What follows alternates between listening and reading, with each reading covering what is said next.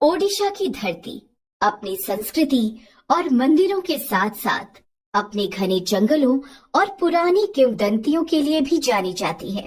ये कहानी ओडिशा के मयूरभंज जिले के एक काल्पनिक लेकिन डरावने गांव कालियापानी की है। रात के 8 बज रहे थे, लेकिन कालियापानी गांव में सन्नाटा ऐसा था मानो आधी रात हो। आर्यन और समीर गांव के बाहर बने एक पुराने डाक बंगले के पास रुके। भाई, मुझे ये जगह ठीक नहीं लग रही। यहाँ की हवा में कुछ भारीपन है। देख रहे हो, परिंदे भी नहीं चहक रहे। समीर, जहाँ डर होता है वही सच छिपा होता है। लोग कहते हैं कि यहाँ बौला का साया है, हमें बस उसे कैमरे में कैद करना है। तभी झाड़ियों से एक चरमराहट हुई और एक बूढ़ा आदमी हाथ में लालटेन लिए सामने आया। वो बिसु काका थे। लौट जाओ बेटा, इस मिट्टी में खून की महक है। आज अमावस्या है, आज वो बाहर निकलेगी। आर्यन ने बिसु काका की बातों को अनसुना कर दिया। गांव वाले कहते थे कि 50 साल पहले एक नर्तकी को यहाँ जिंदा जला दिया गया था। समीर, नाइट विजन ऑन करो। मुझे इस मंदिर के गर्भगृह में कुछ हलचल महसूस हो रही है। जैसे ही वे अंदर दाखिल हुए, तापमान अचानक गिर गया। आर्यन, वो देखो, मूर्तियों के पीछे कोई खड़ा है। कैमरे की लाइट जब दीवार पर पड़ी तो वहाँ कोई नहीं था। कौन है वहाँ? हम तुम्हें नुकसान पहुँचाने नहीं आए। अचानक एक औरत के खिलखिलाकर हंसने की आवाज गूंजी। वो हंसी इंसान की नहीं लग रही थी, उसमें एक अजीब सी खनक और नफरत थी। मंदिर के घंटे अपने आप बजने लगे। आर्यन, दरवाजा नहीं खुल रहा, हम फंस गए। तभी छत से कुछ टपका। आर्यन ने अपनी टॉर्च ऊपर की।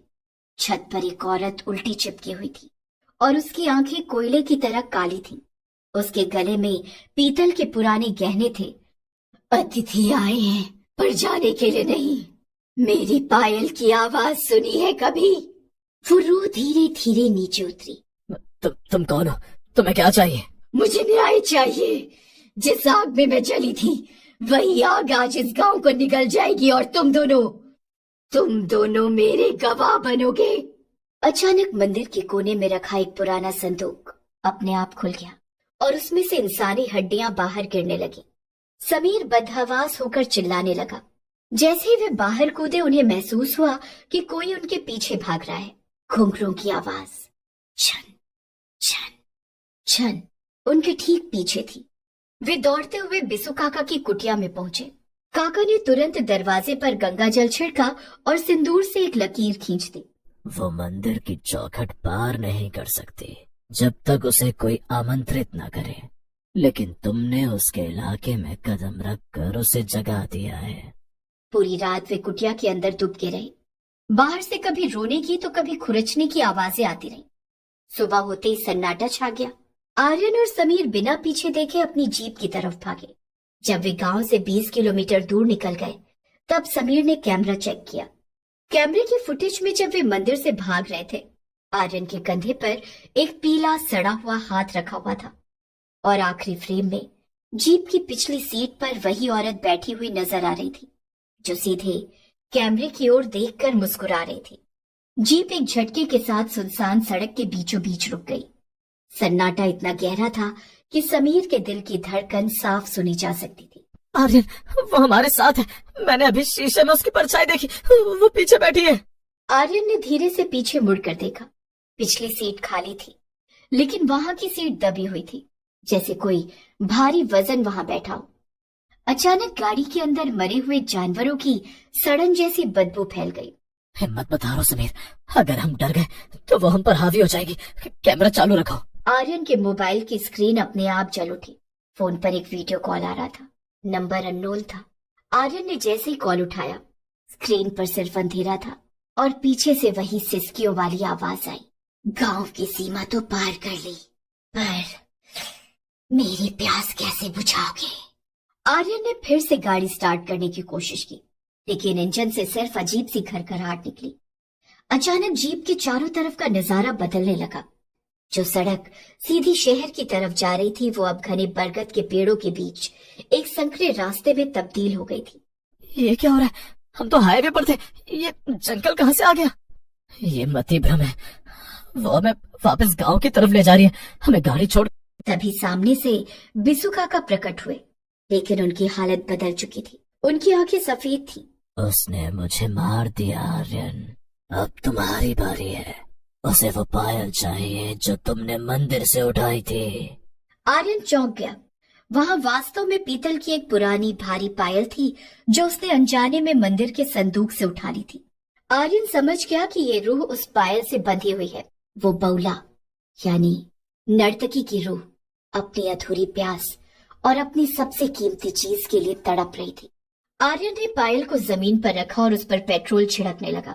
तभी जंगल की गहराइयों से वो रूह चीखती हुई बाहर निकली। नहीं, इसे मत जलाओ, ये मेरी आखिरी निशानी है। मुझे मुक्ति नहीं, मुझे बदला चाहिए। समीर ने हिम्मत दिखाई और कैमरे की तेज फ्लैशलाइट सीधे उस रूह की आंखों पर मारी। आर्यन ने जलती हुई माचिस की तीली पायल पर फेंक दी। जैसे ही पायल आग की लपटों में घिरी, एक कान फाड़ देने वाली चीख पूरे जंगल में गूंज उठी। वो रूह धीरे धीरे धुएं में बदलने लगी। उसके चेहरे का गुस्सा अब दर्द और बेबसी में बदल गया था। जैसे ही पायल पूरी तरह जलकर राख हुई, जंगल का वो भयावह दृश्य गायब हो गया। आर्यन और समीर ने खुद को उसी पुराने हाईवे पर खड़ा पाया जहां उनकी जीप रुकी थी। सुबह की पहली किरण आसमान में दिखाई दे रही थी। समीर ने कैमरा चेक किया। पूरी मेमोरी कार्ड करप्ट हो चुकी थी। कुछ भी रिकॉर्ड नहीं हुआ था सिवाय एक आखिरी फाइल के। उस फाइल में सिर्फ एक ऑडियो रिकॉर्डिंग थी।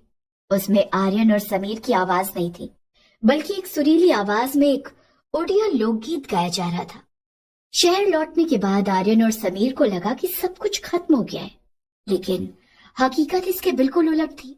आर्यन अपने फ्लैट में सो रहा था, लेकिन उसे लगातार सपने में वही मंदिर और वही जलती हुई पायल दिख रही थी। अचानक उसकी नींद खुली। उसे महसूस हुआ कि उसके कमरे का तापमान बहुत कम हो गया है। उसने दीवार पर लगी घड़ी देखी। रात के 3 बज रहे थे। तभी उसके कान के पास एक ठंडी सांस महसूस हुई और वही पुरानी खनकती आवाज आई, पायल तो जल गई पर मेरा संगीत अभी बाकी है। आर्यन का फोन बजा। समीर का फोन था। समीर की आवाज में ऐसा खौफ था जैसे पहले कभी नहीं सुना गया। आर्यन भाई बचा लो मुझे, मेरे घर के आईने में मेरा चेहरा नहीं दिख रहा। वहाँ वही औरत खड़ी है, वो कह रही है कि हिसाब अधूरा है। समीर घर से बाहर निकलो, अभी मेरे पास आओ। आर्यन ने अपनी अलमारी से एक पुरानी डायरी निकाली जो उसे कालिया पानी के मंदिर के पास मिली थी। उसने उसे पहले कभी पूरा नहीं पढ़ा था। डायरी में लिखा था, जो कोई भी इस नर्तकी की पायल को छुएगा उसकी रूह अष्टबंध में बंध जाएगी। इसे जलाने से रूह खत्म नहीं होती, बल्कि वो राख के जरिए छूने वाले के शरीर में प्रवेश कर जाती है। आर्यन को याद आया कि जब पायल जल रही थी तो उसकी राख हवा में उड़कर उन दोनों के कपड़ों पर गिरी थी। वो रूह अब उनके साथ ही शहर आ गई थी। तभी समीर उसके कमरे में बदहवास होकर घुसा। भाई वो मुझे मार देगी, वो कह रही है कि उसे बलि चाहिए ताकि वो फिर से इंसान बन सके। समीर हमें वापस उड़ीसा जाना होगा, लेकिन गांव नहीं, उस नर्तकी के वंशज के पास। डायरी में एक नाम लिखा है, पंडित नीलकंठ, जो पुरी के पास रहते हैं। वे रात भर गाड़ी चलाकर पुरी पहुंचे। तुम अपने साथ कालिया पानी की मौत लेकर आए हो। वो औरत कोई साधारण रूह नहीं, वो एक डाकिनी है जिसे छल से मारा गया था।